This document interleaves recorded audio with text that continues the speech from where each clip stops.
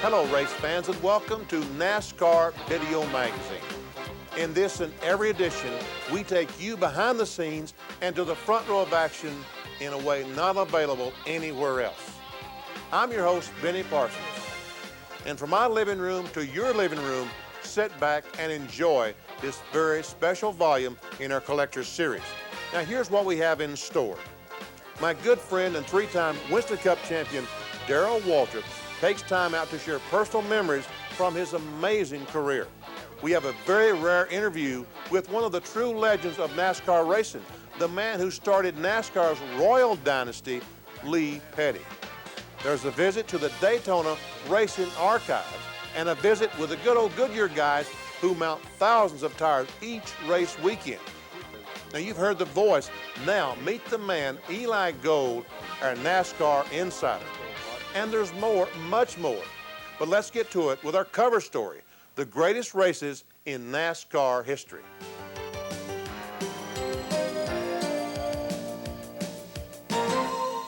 It's impossible, of course, to include every great race in NASCAR history, so we focused in on the ones that had something special, ones that helped define the character of our sport, races that aren't just a part of history, but races that made history. One of those races is the 1984 Firecracker 400 in Daytona Beach, Florida. A very special day, a day of unique drama. In attendance, President Ronald Reagan. One of the players, Richard Petty, going for his 200th victory. The other player, NASCAR great Cale Yarborough. Here's how they remember it.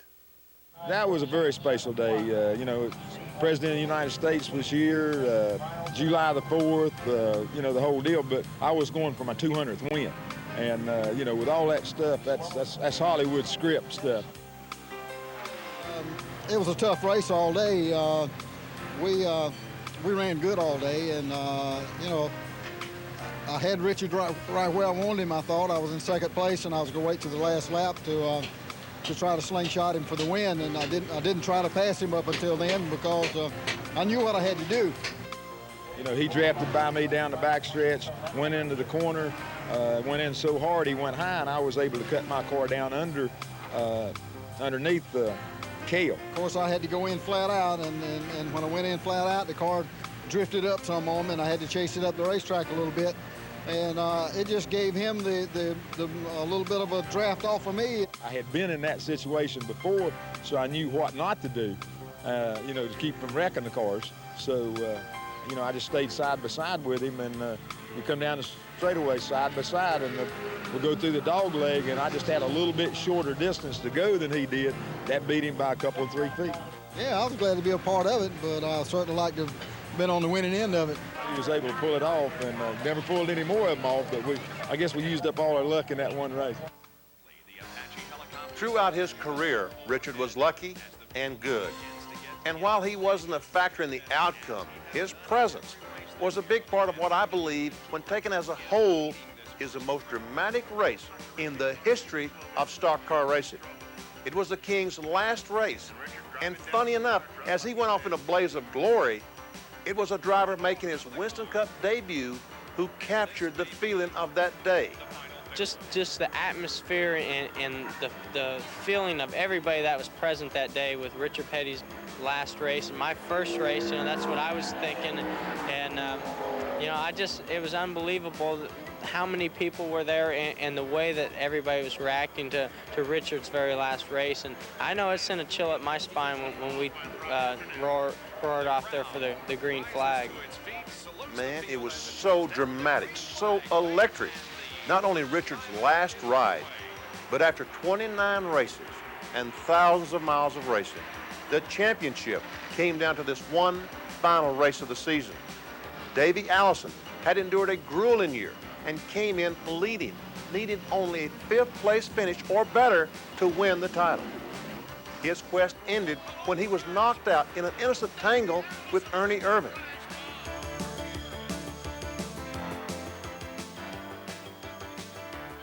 Kyle Petty and Harry Gant had shots too, but they couldn't pull off the upset. But what would make the race so special was the battle between Bill Elliott, who came into the race third in the points, and Alan Kawicki, the underdog, in second. The drama unfolded as Bill and Alan battled head-to-head for the title, racing back to the line time after time, lap after lap, with the outcome of the entire season resting on each turn around the track. Man, Elliott won the battle and the race, but Alan won the war and the Winston Cup title by beating Bill back to the line just enough times. A matter of inches decided the championship after a year's worth of racing. Man, I was calling a race, but I was having trouble breathing. It was so exciting. Whew.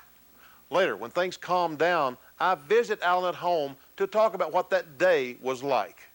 Atlanta, the final race, got to be the most exciting race I've ever seen in my life. Did it feel that exciting from where you were sitting in the race car?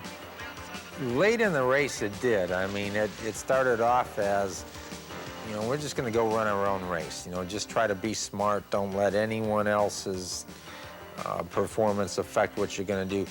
Just go out and run the best that you can. And we ran really well that day.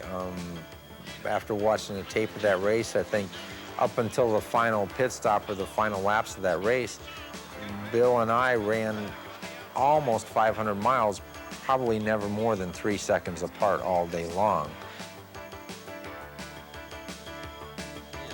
So it was just so close. I wasn't going to be sure until that checkered flag dropped. I was really excited. It was the dream of a lifetime. A great race that had it all. Now, when I asked my friend and colleague Ned Jarrett what he thought was the greatest race in history, he had this surprising answer.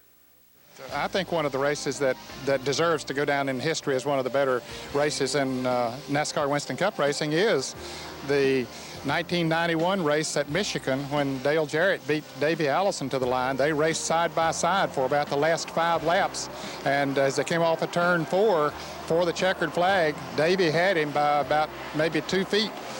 Knowing how strong Davey's engine was, I was going to have to really go, and I didn't crowd him out too much, but as we got off of turn 4, Davey had a slight advantage, and our cars touched twice, I think, there. And at that particular time is when I drove my car down the hill, and I think that's what propelled me to win by about 8 inches. So it seemed like it took forever to go around that last lap to me, that things were just happening in slow motion, that I wasn't going as fast as I needed to be going, and as we got closer to the start-finish line, I realized that it was going to really take a surge for me to win my first race. One of the closest finishes in all of NASCAR Winston Cup racing, and certainly a very exciting one to see 2 second-generation drivers going at it in that manner. Of course, naturally, I was proud that Dale came out the winner of it. What a finish, and a proud dad. I'm sure that Dale's win at the Daytona 500 in 1993 is right up there, too. Now, when connoisseurs of racing talk about classic battles, one race that always comes up is the 1979 Rebel 500 at Darlington. It takes great racers to make a great race, and this duel had 2 of the best. It was that Richard Petty fellow again and Darrell Waltrip. That was probably one of the better races and the cleanest race I've ever seen. I'd like to have a tape of that one because it was really unbelievable. The last several laps, it was unbelievable. He just wound up being in the lead on the right time. If it had been another lap, I'd have probably been in the lead. It was a super race. You know what I mean? Even though you run second, you teed off at yourself for letting somebody beat you, but you know you was in a race and you know you did as good as you could, and you know you felt real good about it. I mean, this is back when the track was really treacherous. It was slick. They bear greased it all the time, and you really never raced anybody. You only raced the racetrack. Come down about 10 to go, and Richard hadn't really been all that good all day, but he caught me. And the first thing you know, Richard and Donnie Allison and I were in a real dogfight. And Richard and I were passing backs and forth. We passed each other 4 times on the last lap at Darlington. And I mean, we never touched. It's not like we ran into each other, knocked each other out of the way. We literally He passed me going down the front. I passed him in turn 1. He passed me in turn 2. We passed again going down the back. We passed again up in the middle of 3 and 4. And all the time, Donnie was sitting back here watching all this, knowing that if we screwed up, he had to race one. But anyway, we come down to the white flag, and as I said, we passed each other 4 times. And we go into the 3rd turn, and we're side by side. Richard's on the inside. He's got the preferred line. Donnie is lingering back just far enough so that when we crash, he can get through. We get to the 3rd turn. I run Richard in as far as I can run him, and then I just slam on the brakes. Richard goes in too hard. He goes up the hill. I turn hard left, get in the gas, drive between him and Donnie Allison, pass Richard because he's about to hit the wall, get the lead, win the race. That was probably one of my better driving exhibitions. A classic battle between 2 of NASCAR's titans. Can you believe the way they passed back and forth? And at Darlington, folks, it just doesn't get much better than that. Now, of course, some people say my race with Darrell Waltrip at the 1980 World 600 in Charlotte was one of the most exciting races of all time. And folks, it was unbelievable. For 75 laps, we ran back and forth, nose to tail, Darrell leading most of the time. But with about 25 laps to go, I got the lead. I passed Darrell, and my spirits lifted so high, I just might win the World 600. He passed me right back. Oh, man, I've lost again. We did this for about 7 or 8 times in the last 25 laps. We came by and got the signal, 2 laps to go. I had passed Darrell once on the outside down in 1 and 2. So I started in on the outside again, hoping I'd get alongside of him.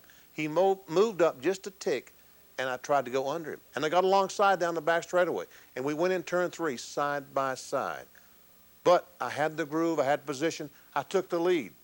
Came by the start-finish line, took the white flag, 1 more lap. And all I remember looking in the rearview mirror, all I could see basically was the whites of Darrell Waltrip's eyes. He was that close. He tried to get under me as we came off turn 4. He couldn't make it. I came down, and I won the World 600. And I wouldn't say that Darrell lost. He just simply ran out of laps.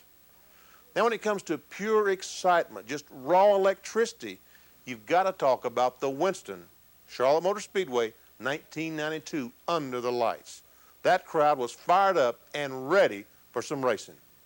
Being the first big night race and by having that many people there, it was more of a happening. You know, it had more of a circus-type atmosphere. And, you know, I think everybody was pretty pumped up for it. All the drivers were, all the fans were. And we run that first segment, and we were junk. We finished like 12th or 13th in the first segment and made some changes during the second segment. And we got a little bit better, and we were able to win the second segment. And come down to the last segment, and it was a 10-lap run, and Earnhardt was at the front, and I was at the front, and Davey was, and, you know, and Ernie, and it pretty much, we felt like it was going to be between us 4. And the way it worked out, they dropped the green flag, and Dale and I got together a little bit in 1 and 2, in between 1 and 2, and he jumped out and squirted out in front of me, and Davey got around me, and I had to run Davey down and get around Davey, and I got to Earnhardt, and, you know, it was 3 laps, 2 laps, and then on the last lap, coming out of 2, his car pushed up a little bit, and I got under him, and we come down the back stretch and run all the way to the infield, and all the way down the grass and dirt and everything else down there. We got to 3, and I'm thinking we're not going to be able to make it through this corner, and he was on the outside and I was on the inside, and I made it and he didn't, and, you know, but we scrubbed off so much speed that Davey got a good run, and I knew I had to try to block him, but, you know, I did all I could do, and he was right there, and we touched 2 or 3 times, and we got to the grass, and he ran through the edge of the grass, and we touched a couple more times, and, you know, I think we were both so relieved to get to the start-finish line that we just both let up a little bit, and when we did, we both got together one more time, and Davey wrecked, and, you know, I don't think there's been any race ever where that much excitement happened in that short a period of time. When you look at a 1.5 mile track, you're saying, okay, the last half mile of the race, you had 2 wrecks, everybody was spinning, crashing, so it was pretty exciting. Give you a heart attack, that kind of racing. Next, we have what you might call the greatest feat in the history of racing. The kind of thing you just look at in awe. Picture this. You're running at Talladega after qualifying on the pole a record speed, 209.398 miles per hour. But a broken oil fitting puts you in the pits. You're standing still as the field is flying by on the green. Before you get back on the track, you're 5 miles behind, nearly 2 laps down. Now, on a short track, getting those laps back is nearly impossible, but imagine you're at Talladega, where it takes a drafting partner just to keep up with the pack. let alone making up 2 laps under the green. It can't be done unless you're Bill Elliott, and the year is 1985. Elliott got his lap back from the 26th position, and then, after finally getting a caution, zoomed to a lead he never relinquished on lap 145. I've never seen the like of it and never expect to again. It was unbelievable. What else can you say? The accomplishment speaks for itself. Now, in our research, a producer pointed out an often overlooked race between Rusty Wallace and Ernie Irvin at Bristol. Here's how Rusty remembers it. It was wonderful. I mean, I led the race off and on all day long, and then I had and right there at the end I had a flat tire, and I got way behind, and I ended up making my lap back up, and I'm in the back of the pack. Okay, the rain came, I said, now these guys are on old tires, I'm on old tires, but they're going to be scared to pit, but I'm not since I'm in the back. So I pitted, I put 4 tires on, and when I pitted and put 4 tires on and the rain quit, they knew that if they didn't pit, I'd have them. So then they came in and pit. That put me in the front, and me and Ernie had a hell of a dogfight for the last 15 laps there. He hit me going into turn 3. We went sideways, slid across the line. It was just really good, aggressive racing. Now, here's how Ernie saw the race. It just come down to that it was like 50 laps to go, and it was me and Rusty. Rusty had run me down, and I'm trying to win my first race in front of our home crowd. The nighttime race, real hot, and Rusty ran me as hard as you could run somebody for 50 laps. You know, it was like 450 laps led up to this final 50-lap Saturday night shootout. Hold on a second. Rusty was talking about a day race. Ernie was describing a night race. Now, what's going on? Let's hear the end of this. You know, Rusty got up under me a few times, but never could quite get up beside me all the way, and you know, we just had a heck of a run at the end. Rusty's a heck of a challenger, and he ran awful good that night, and you know, to come away with a win, you know, with somebody, you know, Rusty's a Winston Cup champion, and you know, to just be able to beat the guys with caliber like that. Folks, you just learned an important lesson about race car drivers. Give them the chance, and believe me, they'll remember the races they won. Hey, did I tell you about the time I beat Darrell Charlotte in the World 600? Yeah, I did, didn't I? All right, you've seen races with drama, excitement, incredible finishes, and unbelievable comebacks. But believe me, you haven't seen it all yet. When you talk about the greatest race in NASCAR history, one stands out. Quite simply, the greatest race of all time, the 1976 Daytona 500. Now, the story of that race almost was qualifying. 4 drivers, including A.J. Foyt and Darrell Waltrip, saw their qualifying efforts disallowed after inspection, and a headline-making controversy ensued. By the time the race got underway, NASCAR was hoping what happened on the track would become the focus of events. But little did they know they had nothing to worry about. Now, in those days, there was no flag-to-flag coverage of NASCAR racing, but ABC broadcast the final 22 laps on the wide world of sports, and the entire nation was tuned in, and what they saw catapulted NASCAR into the minds of people across the country. NASCAR would never be quite the same. With 13 laps to go, Richard Petty took the lead from his longtime rival, the Silver Fox, David Pearson. Nose to tail, 2 of the best, both at the top of their game. You know, Richard and myself always had, we've had a lot of rivalry between each other, and you know, and it's come down to the last lap deal between me and him quite often, and I know that I guess that I had rather outrun him than I had anybody, and I've heard that he said the same thing about me. So, but anyway, that one particular race, he really had me beat if we hadn't a wrecked. At that point in time, we had radio communication, you know what I mean? And Richard had told us that says, I'm racing him, but he's just playing with me. And I think David was telling his people the same thing, but I think we'd got by him coming down to get the white flag. And Richard said, I'm in front of him. I don't know where I'm going to be able to stay or not.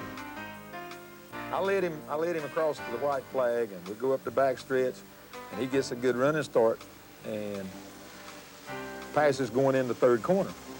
Well, when he goes in, he goes up a little bit, and I pull back down beside of him. So we beat and bash all through the corner, and then coming off of the fourth corner, I thought I had him cleared. I did, all except about that much. So I'm gonna move out in front of him there, you know, to keep him from coming on back. Well, he moves just as far as he can, and he has to turn in because the wall's out there.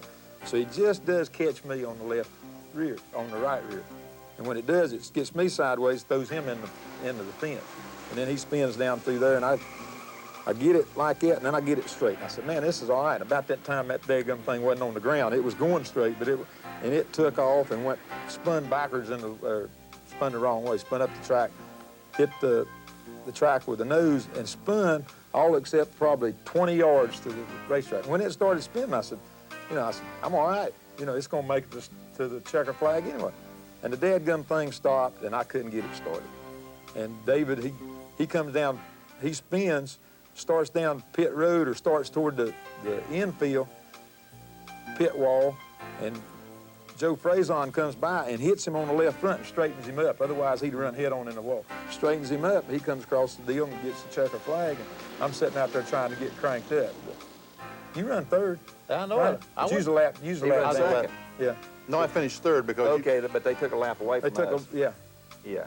Yeah, I still finished in front of Benny. But anyhow, that was a spectacular situation. The fan was in the radiator, and it wouldn't let it turn. That's why it wouldn't start. That's the reason it wouldn't Anyhow, start. I couldn't get that thing And they started. penalized us a lap for pushing the car.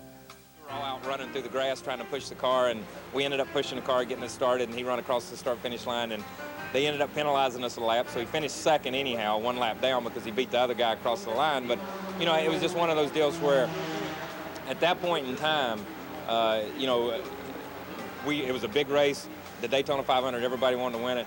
And what amazed me more about that race than anything else was when he got out of the car, he wasn't mad.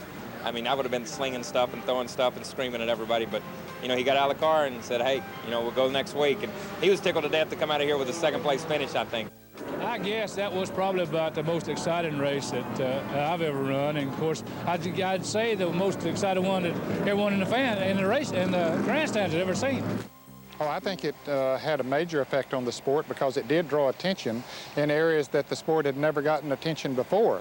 You know, it's interesting how some newspapers and even electronic media have sort of stayed away from the sport until you have the real tragedies or the situations of that type where there's a lot of drama involved, and so it got front page headlines everywhere, and you know, the networks were talking about it and showing the highlights of it. So, yeah, that had to help the sport.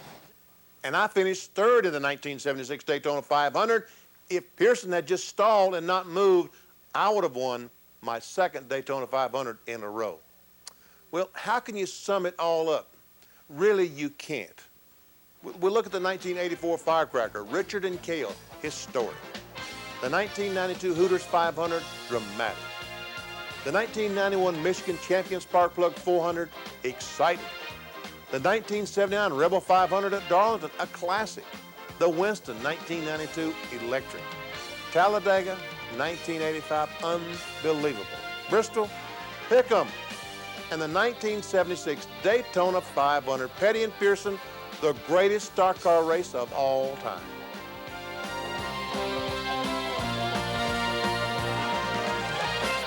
Man, I never get tired of hearing about and talking about those great races. Now, in our tech report, I visited with a unique team of NASCAR pros, the guys who keep things rolling. You'll see what I mean.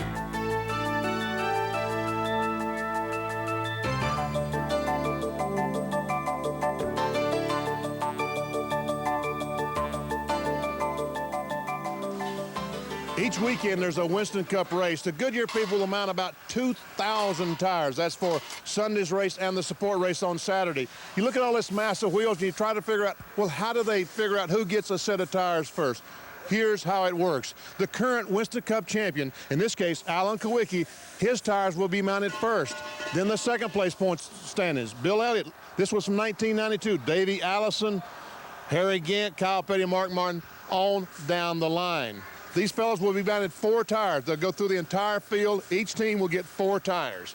Then they'll start back over, and Alan Kowicki will get a second set of tires. And before the weekend's over, they'll mount about, 2,000 tires. Here's what happens. They take the wheels, they put them in this little cart, they cart the wheels inside, then they go over and stuff a liner inside a tire and get a set of tires. I'll show you how to do this. Come on. Okay, we've left the stack of wheels. Now we're going to come over to the Goodyear trailer full of racing tires and inner liners. This is a inner liner, a shield, basically what it is, a tire inside a tire. Now last year, there was a third piece. There was a tube that went inside this liner. This year, Goodyear has developed a tubeless inner liner, right? This is Jerry Stepp, the fellow who balances tires, also is going to stuff this liner in the racing tire and show you how it goes. Go ahead, Jerry. Okay. He sticks it in 90 degrees to the tire, then comes on the other side, takes his feet, turns it around. See, hey, Jerry, everybody's always complaining about how hard that is. That didn't look hard. After about 50, it kind of gets that way. And how many years have you been doing this? 23.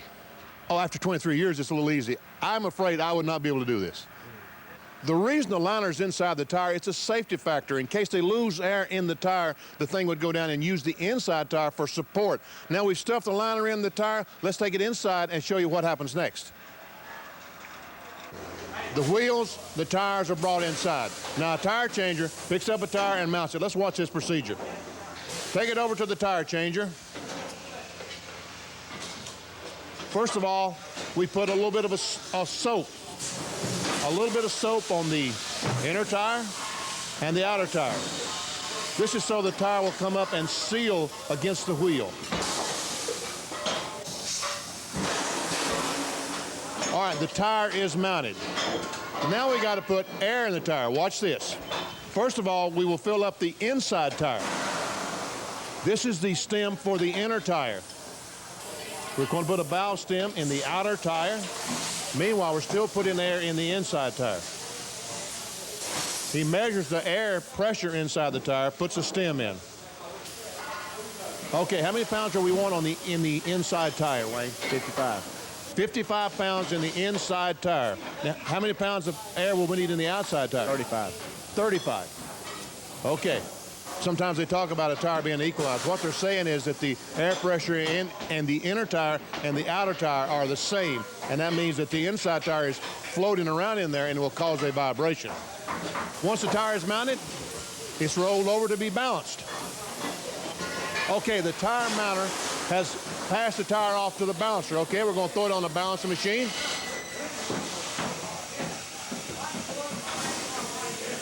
This simulates the tire being on the car. They tighten it up. They spin the tire. It only turns a few revolutions per minute. When it gets to that point, the tire stops, and we can see it takes 3/4 of an ounce of weight on the inside and 1 1/4 ounces on the outside at a certain position. Now he will stop the tire, find the position that it needs the weight.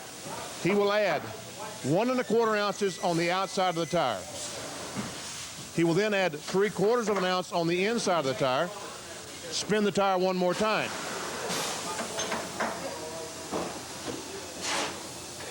The tire gets to a certain speed, it stops, and you can see all zeros across the top. That means the tire is in balance. And this machine is exactly like one you would balance a tire on at home. He rolls it off, rolls it outside, it's stacked and ready for the team to come get it.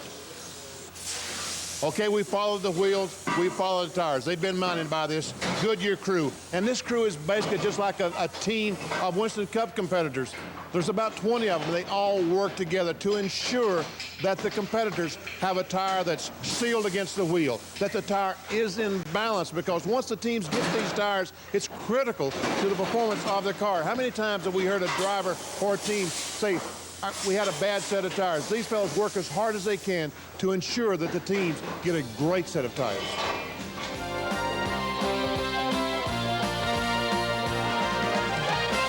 In all my years of racing, I always knew I could count on those guys to put good wheels underneath me. Now, while drivers are making history on the track, John Malk, along with his father Bob, have been keeping track of it all in the Daytona Racing archives. which serves exclusively as a resource for the media and a storehouse for racing history.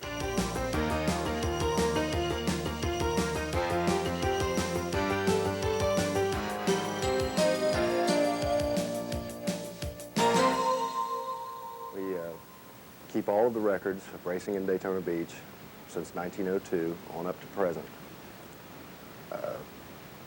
Films, videos, still photography, all the record books, the rule books, the yearbooks, press guides, programs, some trophies, odds and ends, all kinds of things, you name it. It all started in 1902 at what was the Orman Hotel. Two great men in the automotive business, Alexander Winton and Ransom E. Olds, over breakfast had a friendly wager as to whose car was faster. So they took both cars down to the beach and they ran them and they called it a draw at 57 miles an hour, and they decided they'd each go home and build new, faster cars for the next year. And they came back down and Alexander Winton beat Ransom Olds. Olds was driving his Pirate and Alexander Winton was driving the Bullet. And he set the first record on the beach of 68 miles an hour in 1903. And it goes on and on. Each year, people kept coming down, trying to break everybody's record. And it was an international thing. And in 1935, Sir Malcolm Campbell did 330 miles an hour here in his Bluebird, which was the most famous car ever driven on the beach, powered by two 12-cylinder Rolls-Royce engines. And then we go to the NASCAR thing. There were so many things located in different areas within the Speedway Corporation.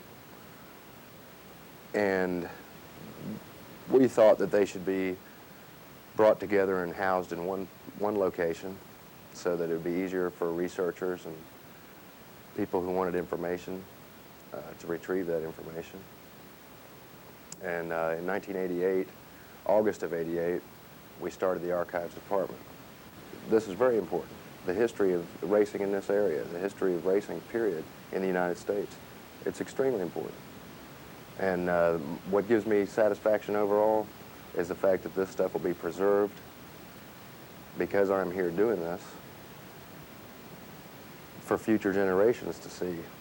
Hey, instead of talking about this stuff, let's show you around a little bit. Come on. This is the library. We house all the programs, automotive books. Let me show you something here. This is the first 500 program from Daytona. It's considered to be the rarest one. However, there is another one. The 65 program, because it rained that day and everybody used these to keep their heads dry. So trying to find one of these in good shape is a little bit rough. But we've got all the programs here. We've got automotive books. We've got the record books, the yearbooks, the rule books, magazines, everything. Anything you can think of. Throw a question at me. These are the negatives. There are thousands and thousands of negatives here. Each one of these envelopes holds a negative. They're dated, there's a description on them, and they're going to be entered in the computer soon. We're here strictly as a media resource, and we're not open to the public.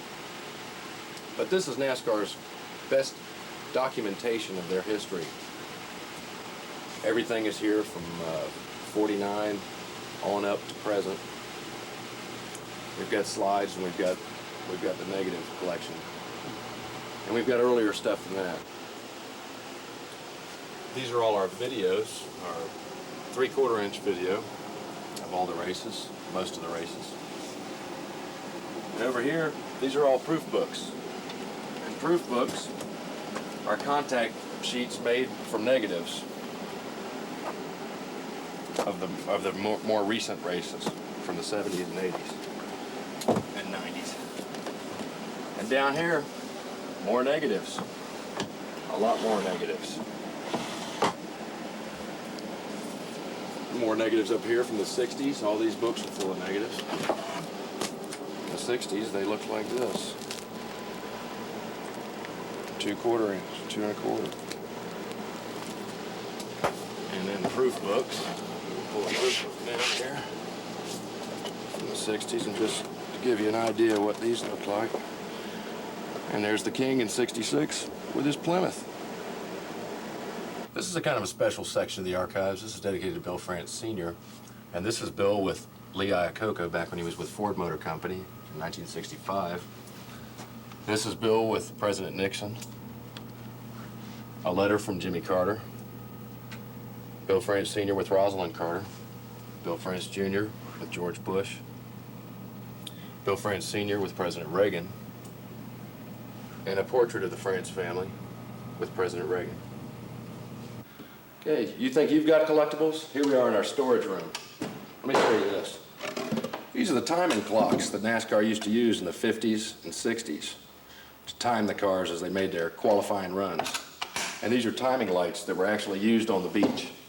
These were used during the qualifying runs. These flags are kind of unique. Each one of these flags are signed by the Daytona winners in their given events each year that's identified on the flags. We've got a lot of years here and a lot of good autographs. But this flag's important. This one's pretty special. This was done at the White House in 1971. All the drivers that were there, the great names in racing: Graham Hill, the late Mark Donohue, Dan Gurney, Richard Petty, Roger Penske, Jackie Stewart, Bobby Unser, Johnny Rutherford, Kenny Roberts, Don Garlitz, and A.J. Foyt. You saw where we kept our negatives. All these file cabinets are full of the prints. Let me just show you something. It goes with that last flag. NASCAR goes to the White House. Richard Petty's 71 Plymouth Roadrunner on the White House lawn. President Nixon looked at it. Hope you enjoyed your visit at the Daytona Racing Archives. And next time, bring Benny with you. We got a lot of pictures of him, too.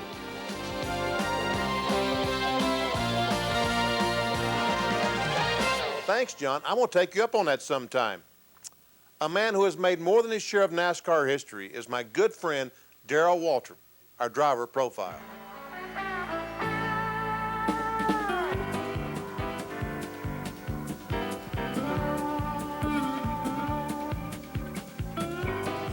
It's raining at the racetrack, so we've invaded the Waltrip bus.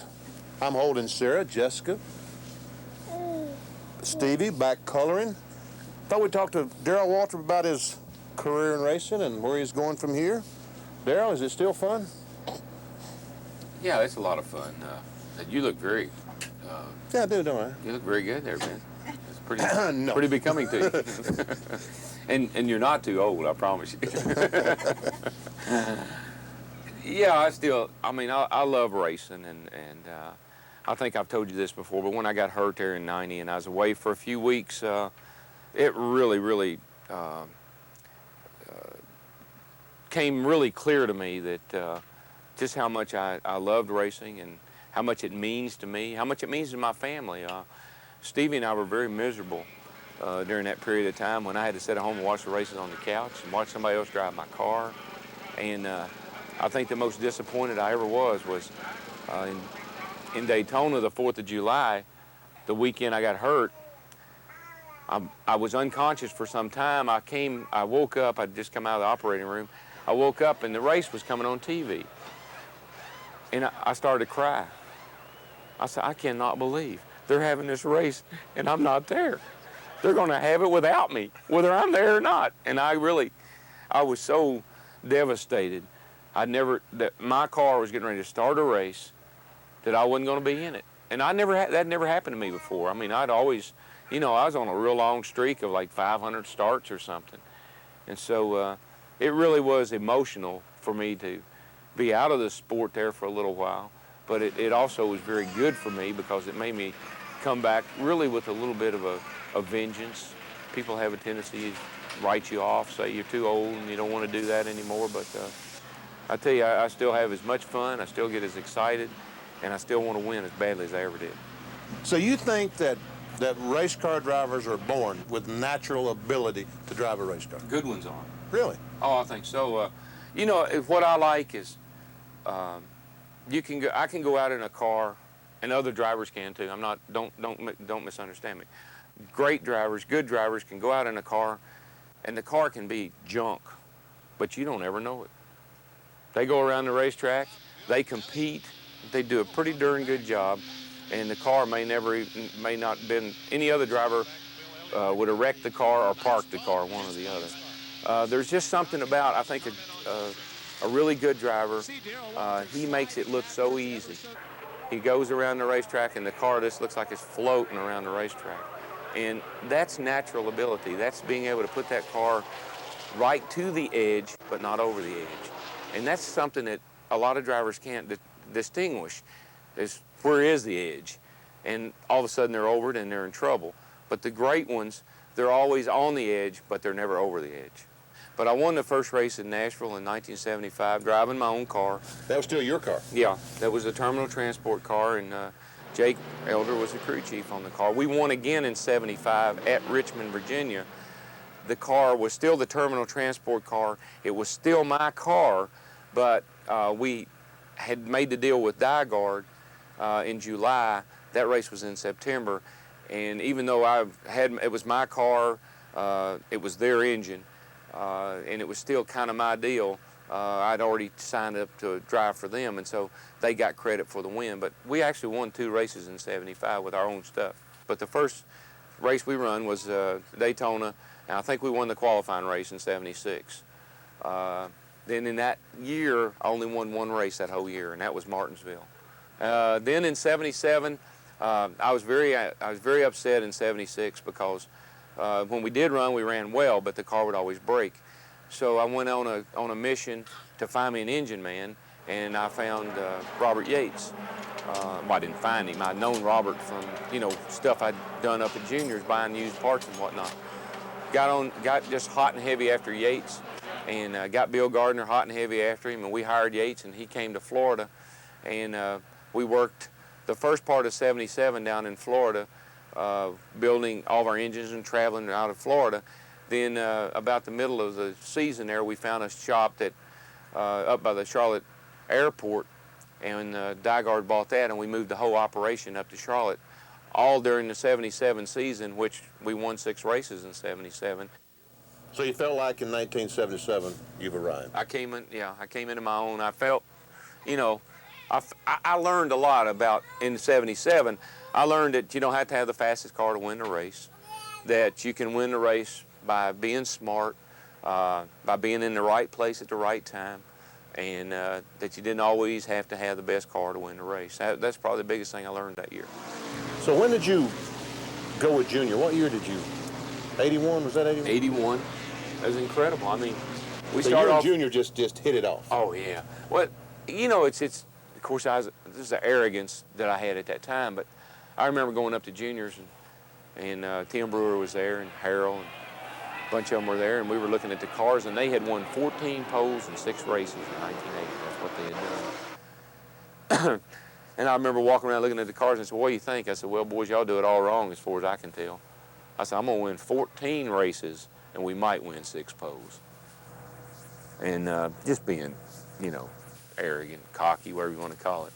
And everybody kind of got a big laugh out of that, but we won 12 races and 14 poles or whatever it was. Was 1985 championship the most satisfaction you ever had winning a championship? The thing about 85 was it was one of those Ford Chevrolet deals where Ford had an advantage, and we just kept working and working and working and testing and testing, and Chevrolet was doing all they could do, and Junior was doing all he could do, and really Charlotte was a turning point. I'm sure you remember, but we won the Winston on Saturday and the 600 on Sunday, and that turned our year around right there because we hadn't done all that well up to that point. But Bill, you know, he was getting, Bill Elliott was plastered everywhere, and rightfully so. I mean, the man won 12, what did he win, 12 races that year? 11 or 12 races, yeah. Phenomenal. And to this day, as long as I've been in racing, the 2 laps he made up under green is still the most amazing thing I've ever seen in one of our races at Talladega. But we just kept plugging away, and even though he won 11 or 12, we were second every time, and we were just kind of hanging in the hanging there waiting for something to happen, and lo and behold, you know, they won the $1 million at Darlington, and it seemed like they quit. They didn't have enough staying power. They didn't have the punch to knock us out, and we were able to hang in there and win the championship. And that was pretty exciting because we did that against incredible odds. Finally, it just came to the middle of '86 or so there that Rick Hendrick came along and started talking to me and talking some pretty big numbers for me to go drive for him. Finally, I went to Junior. I said, Junior, I don't know what we're going to do, but I've been offered this deal, and I want to stay here, but this is what this man's willing to pay me. And Junior said, well, if I was you, I'd take that job. You and Hendrick never had the success that obviously you envisioned going in. No, you know, everybody called it the dream team, and it seemed like it had the potential to be the dream team. Waddell and I got together, and Waddell was the master of horsepower. I had a good reputation for chassis and being aggressive on the racetrack, but the combination never worked. '88, we moved the deal out, moved it into my shop, and Jeff and I took the deal over. In '88, I had a pretty decent year. In '89, I had a great year. '89 was, you know, won Daytona, won Charlotte, won Atlanta. Won the Daytona 500. Won the Daytona 500. Why'd you decide to buy your team? And now you're going to spend all this money and... Man, we could talk forever about that whole situation, buying the team and why. And it's an incredible chain of events leading up to doing the deal, and then while the deal was going down. But I had driven what I thought was for the best. I knew I want to be in this business for not just as a driver. I want to be around as a car owner and enjoy the sport. So I want to have a team of my own. I want to stay in the sport. Racing has given me everything I have. It's all I want to do. It's not all I can do, but it's all I want to do. My career has been able to capture the very best part of this sport, from the greats to what will be the future greats. And I've been able to be right in there with them all the way along. I've been able to beat Richard Petty racing on the track, and now I'm going to be in Bobby, and now I'm racing Davey and Kyle, and being able to beat them and compete against them.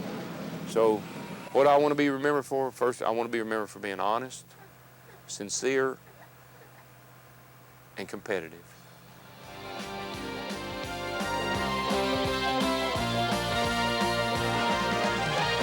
Darrell's place is secured in NASCAR Winston Cup history, that's for sure.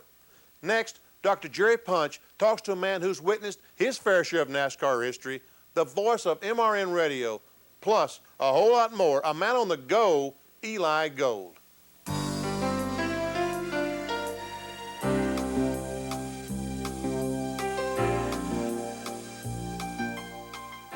We are at the headquarters of MRN, the Motor Racing Network in Daytona Beach, Florida, where we are about to visit with Eli Gold, who's probably one of the more famous radio announcers in the nation. Not only does he do radio for auto racing, but he does college football and other things, which we're going to find out in just a moment.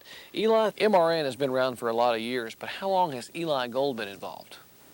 I've been with the network 17 years, almost 18. I joined the network in May of 18 years ago, so May of '93 will be the start of the 18th year. And as you well know the story, I mean, that was the first race I ever attended, really. The World 600 of 1976 was the first race I was on the air for. It was, in those days, an on-the-air audition, which really is unheard of here in 1993. Eli, you're trying to convince us that you had never been to a race before you worked your first radio broadcast?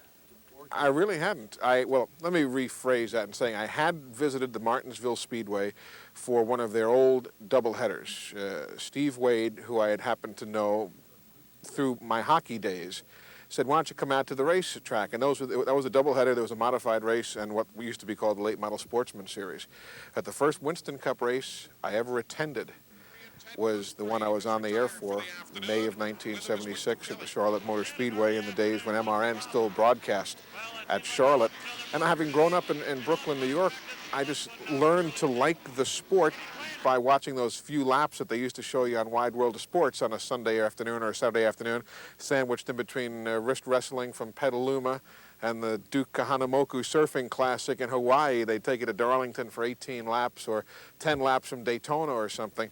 But there was just something about the sport, the color, the speed, the excitement, what have you, that intrigued me. And as my career allowed me to move south to pursue other sports, I talked to MRN, and basically that's how I got my foot in the door, by pestering my way in. Eli, how did a nice Jewish boy like you from Brooklyn get so well entrenched in a sport that had its roots in the South?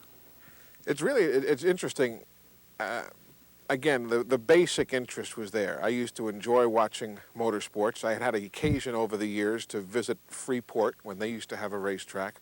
I used to watch Chris Economaki and Keith Jackson do the old figure eights from Islip Speedway out on Long Island.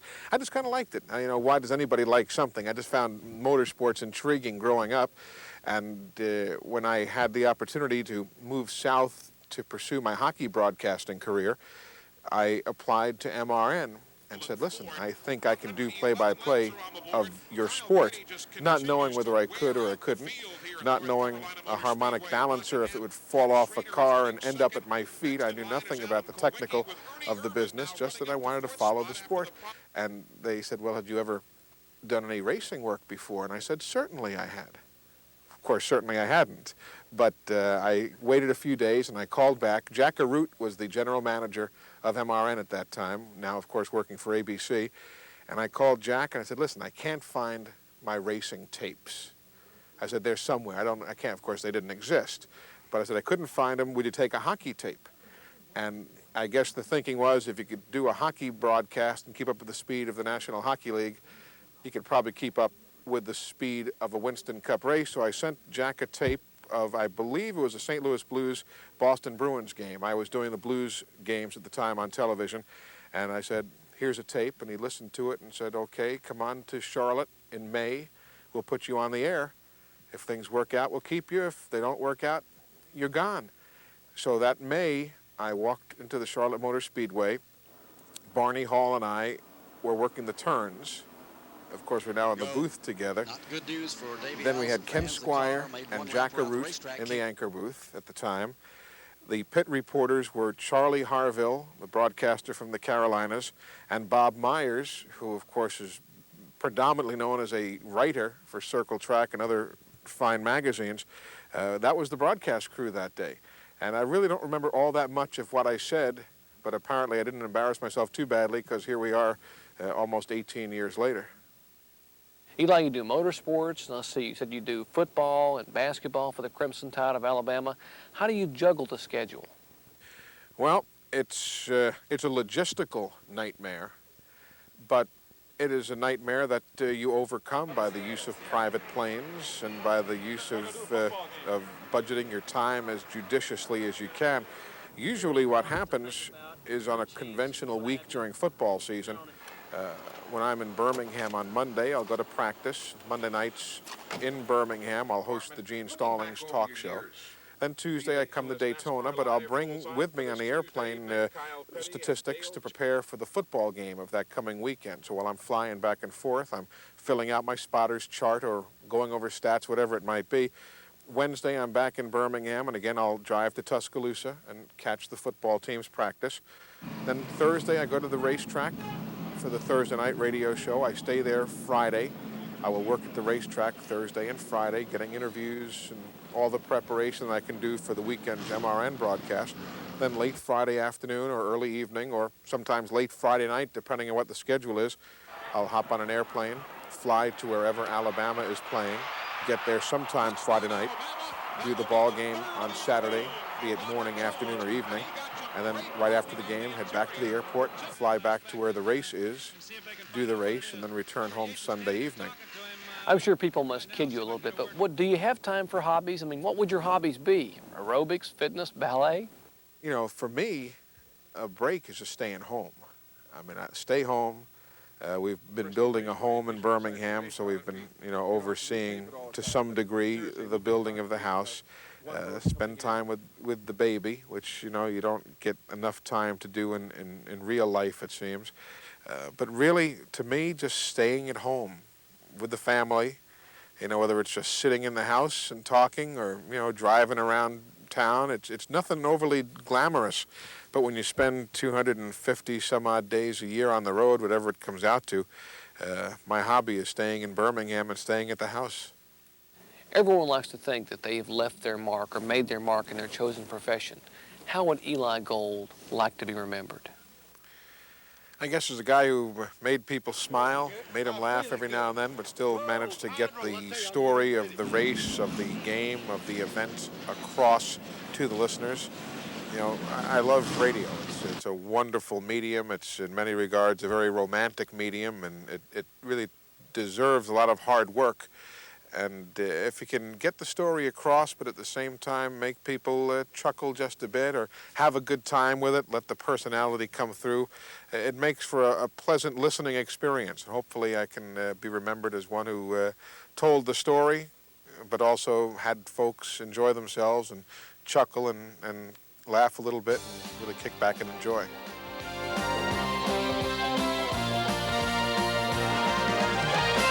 Thanks, Jerry. One of the greatest racers in the history of our sport is, without a doubt, Lee Petty. Now, he doesn't blow his own horn much about being in 6th place on the all-time win list. In fact, he doesn't talk much to us media types at all, just about never. So when we caught up to him one afternoon, he covered a lot of ground. So we just kind of sit back and listen closely, like about how much things have changed over the years, but he wouldn't change places for anything.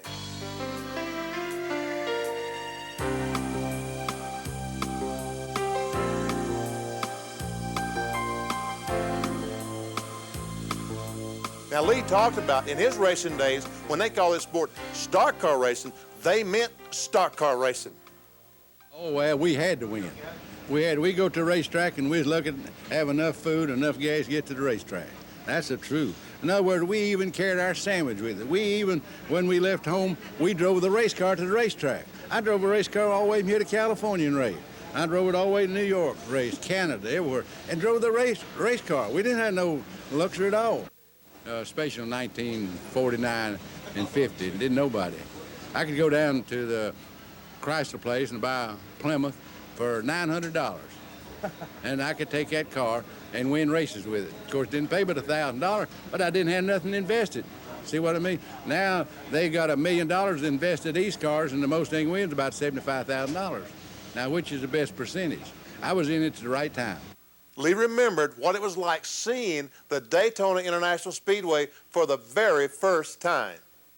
It scared the hell out of me, I'll put it that way. And it didn't only scare me, it scared everybody that come down in through that tunnel. Because we'd been running half a mile, quarter miles, and maybe a mile track now and then. And we look up there and see this monster, you know what I mean? And God, people's eyes popped out of their head. And so I said, well, to myself, I said, those fellas ain't got no more experience to run this dang race car than I have. And so I said, I'll just get in there and run wide open. That's what I did and won the race. It's just like going to your first movie. You don't know what's going to happen, you know what I mean? And so, therefore, nobody had any knowledge of it, you know. Nobody had been down here in practice or nothing, see? And they didn't have all these garages here. So I pulled a race car out here. There's a big old ditch out here, a drain ditch. Put the front wheels up on the top part and the back wheel on the back part. And so we wouldn't have to jack the car up because it was in the sand out there. Lee won the very first Daytona 500 in a photo finish over Johnny Beauchamp. It took NASCAR a day or two to declare Lee the official winner. Now, Lee was also involved in one of the most horrifying crashes ever at Daytona. But amazingly, as scary as this crash is, and it essentially ended his career, it doesn't haunt him at all. Johnny Beauchamp, he and I were running on the last lap. And going out of the third turn, up fourth turn there, he went high and I went low. I went across the finish line and somebody said, well, how'd you know you won the race? I said, I looked out the window and I had to look back when I went across the finish line. 1961, we was running a heat race, a 125-mile heat race, and going down the back chute. I was running, I think, third or fourth, and this fella, he couldn't see real good, and Banjo spun out in front of me, and I sort of missed him. When I missed him, this fella hit me from the bumper and carried me over the fence, and I stayed in the hospital 2 or 3 months. You don't remember anything when you're in the air like that. You don't. I didn't, and I've asked a lot of other fellas, do they remember anything? And they don't remember. You know what I mean? Like a fella has a wreck, you run up to him, you ask him what happened. Hell, he can't tell you because he blanked out. I mean, his mind did. I mean, he's seen it. And so I think the good Lord bestowed in our brain so much so we wouldn't remember those bad things, so we wouldn't have nightmares. And finally, after all these years, Lee has developed a philosophy on his life, career, and how he should be remembered. Well, I always figured that when a day is a man born, his days are numbered, and when he lives that lifetime and when he dies, it's all back to dust. And no use to remember. Why remember a dead person? Because there's too many people living in this world. Them are the people you got to put your mind to. Well, thanks for joining me once again on NASCAR Video Magazine, the Collector Series. It's my pleasure to be able to bring it to you, but I expect you to let me know what you think, so I'm counting on you to write me at the address on the screen. Thanks again, and see you on the next edition.